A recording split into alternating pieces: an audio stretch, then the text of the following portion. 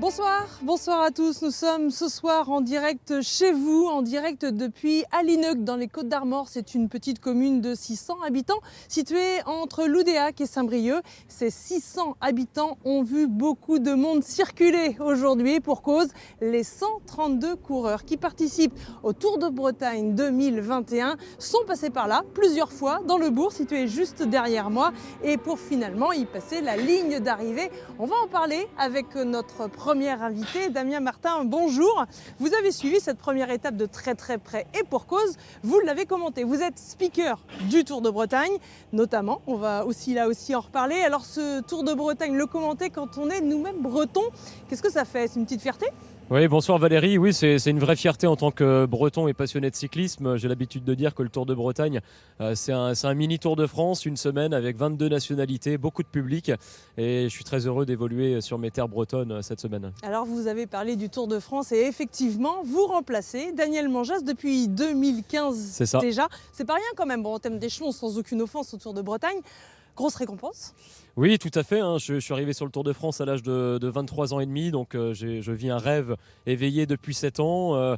J'ai le plaisir de commenter sur des arrivées originales comme les Champs-Élysées et je suis très content de revenir en Bretagne comme c'était le cas également cette année avec 4 jours en Bretagne au mois de juin dernier. Et vous avez été gâtés. Alors on était là, nous, France 3 Bretagne, sur vos tout débuts, c'était en 2015 et je me souviens notamment d'une arrivée d'un certain Mark Cavendish à Fougères. On écoute, c'est assez mémorable. 200 mètres de l'arrivée, le sprint pour Greipel. Greipel qui lance. André Greipel pour le 3e succès d'étape peut-être. Cavendish et Sagan. Greipel au centre. Oh, la victoire de Mark Cavendish. 26e victoire d'étape. C'est costaud, les derniers kilomètres, c'est de l'intensité. C'est comme ça, mais c'est l'adrénaline, c'est ça qui est bien. Alors Damien Martin, quand on voit ça, on se demande, mais vous ne perdez jamais votre voix? Non, on l'entretient, on fait attention évidemment, on essaie de bien dormir la nuit, mais non, c'est la passion qui nous transporte. Moi je fonctionne à l'adrénaline et vivre une arrivée comme celle que j'avais commentée ce jour-là à Fougères, moi j'en redemande. On a eu d'ailleurs la même cette année avec le même vainqueur sur la même ligne à Fougères en 2021, donc c'était un beau signe du destin. L'histoire se répète. Concernant le Tour de Bretagne, cette fois-ci vous avez vécu, on le disait, de très près tout ce qui s'est passé aujourd'hui. Départ à 12h25 de Le Cambou et puis très vite il y a eu 5 hommes qui se sont échappés. Exactement, ils n'ont pas traîné donc ces 5 hommes puisqu'ils sont partis dès le tout premier kilomètre, à peine le drapeau baissé de Christophe Fossani, le président du Tour de Bretagne. Ils ont filé, ils ont pris 4 minutes 30 d'avance, c'était l'écart maximal enregistré pendant l'étape. Et parmi ces 5-là, on avait un coureur breton qui est en 5e position ici sur les images. C'est Lomig Leclèche, le coureur de Locminé. Il y avait Louis Coqueret, un 2e français, accompagné par un Suédois, par un coureur néo-zélandais et puis un autre élément écossais. Donc ces 5-là ont animé toute la première étape. Mais arrivé au mur de Bretagne, la configuration a un petit peu changé.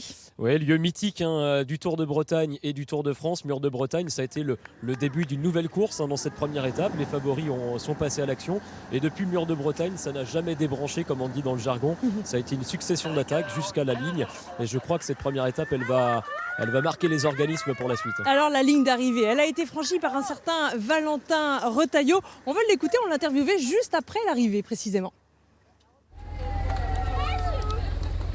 Je suis vraiment content, c'était très difficile de contrôler un peu la course sur la fin.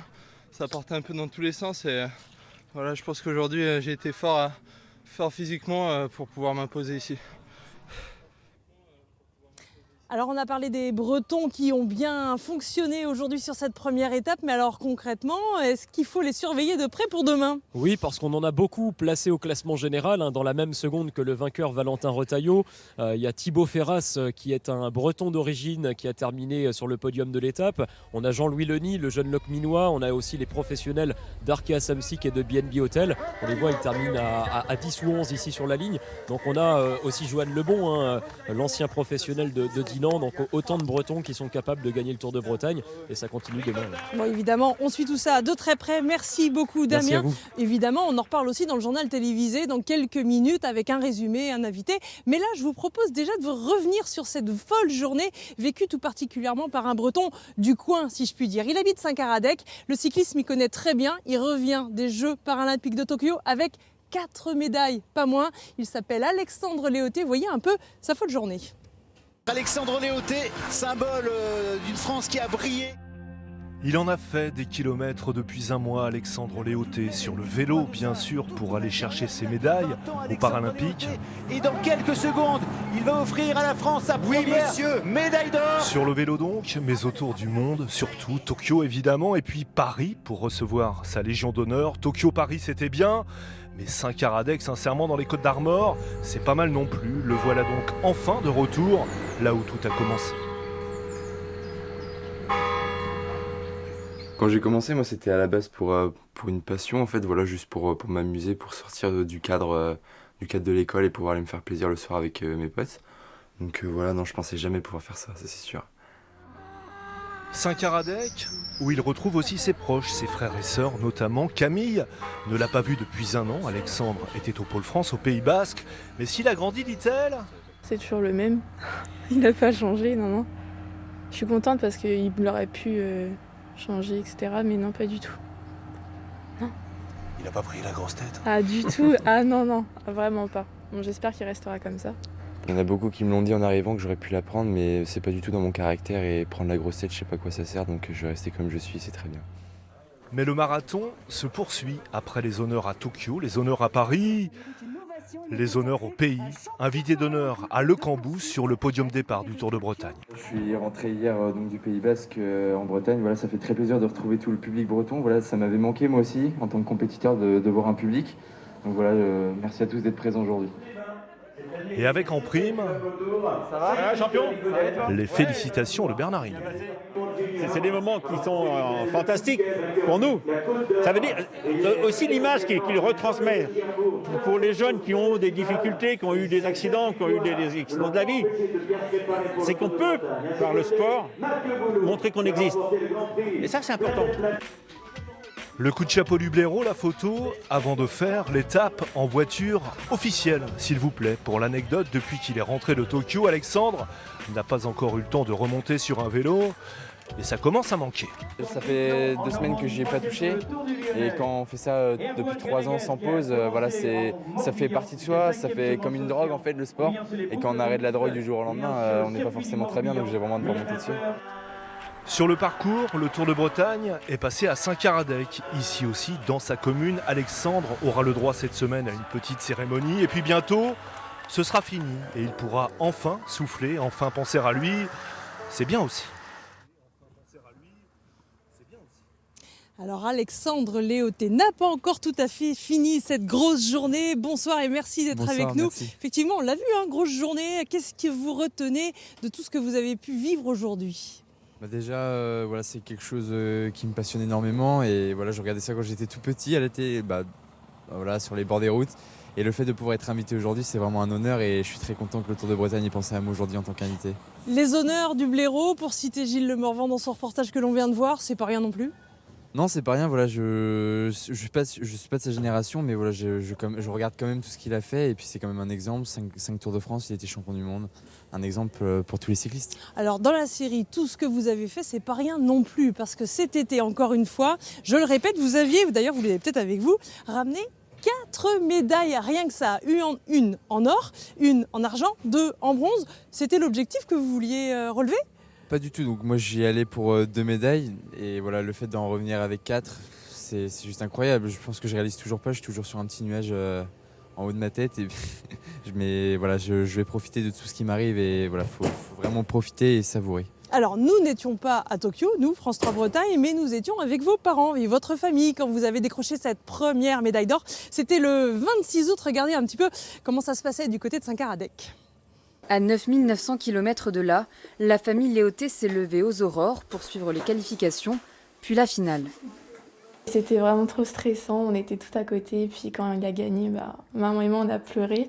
J'étais super fière parce que c'est quand même les Jeux paralympiques, c'est vraiment énorme. Né avec une hémiplégie, Alexandre Léoté a perdu 95% de sa puissance musculaire du côté droit.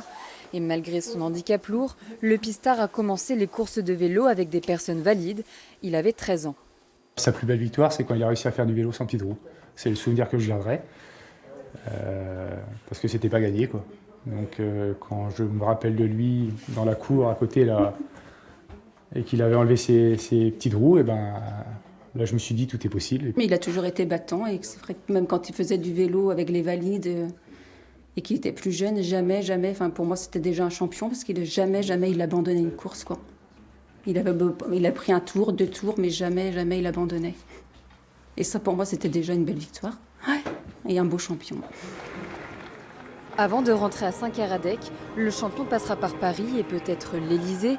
Emmanuel Macron a salué la prestation du cycliste breton. Alexandre Léoté pourrait doubler la mise demain lors d'une nouvelle épreuve sur piste. Et effectivement, dès le lendemain, Alexandre, vous doubliez la mise et comme on le disait à l'instant, vous l'avez même quadruplée. Sans surprise quelque part, parce que vous saviez, vous vouliez gagner 2, vous nous l'avez dit, mais 4, qu'est-ce qui s'est passé ? Je suis un compétiteur, comme on l'a dit avant, donc voilà, dès que je prends le départ d'une course, c'est pour ramener la victoire bien sûr, ou une médaille, et donc c'était dans un coin de ma tête, je pensais, mais il ne faut pas que je le dise non plus à haute voix pour pas que ça me porte préjudice. C'était fort en émotion, hein, on l'a vu, à distance avec les parents, mais même sur place, on se souvient d'images où vous vous embrassez avec d'autres médaillés d'ailleurs bretons, j'y pense. Et puis il y a eu également après, au retour, Emmanuel Macron qui vous a donné la médaille de chevalier de la Légion d'honneur. D'ailleurs, on va voir parce que c'était fort en émotion ça aussi. Monsieur Alexandre Léoté, au nom de la République française, nous vous faisons chevalier de la Légion d'honneur.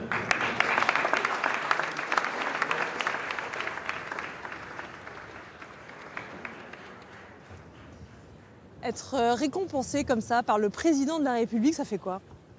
Déjà, c'est un immense honneur, le fait de rentrer à l'Élysée et d'être médaillé par le président de la République en personne, c'est quelque chose de formidable, extraordinaire. J'aurais jamais pensé avoir ça un jour.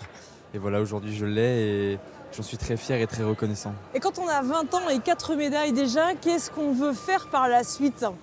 En ramener d'autres déjà, parce que j'en ai qu'une en or, j'en ai une en argent et 2 en bronze, donc au fur et à mesure des années, on va essayer d'aller chercher les 4 médailles, mais en or. Donc évidemment, il y a les JO de Paris quelque part dans la tête. Bien sûr, les JO de Paris, c'est en France. Ça va être les seuls que je pourrais faire en France, donc devant la famille, devant le public français. J'espère que le Covid et la restriction sanitaire seront enlevées pour pouvoir avoir un maximum de public français. Et le fait de ramener des médailles devant la France et le public français, c'est justement incroyable. Affaire à suivre, évidemment. Merci beaucoup Alexandre, merci beaucoup à tous de nous avoir suivis. À suivre, il est 18h53, c'est soit Héroïse, soit le 7 avant l'actu. Et puis après, le journal de 19h, nous on sera là demain, pas à Saint-Caradec, mais à Rosporden pour la suite de ce Tour de Bretagne sur France 3 Bretagne. Bonne soirée.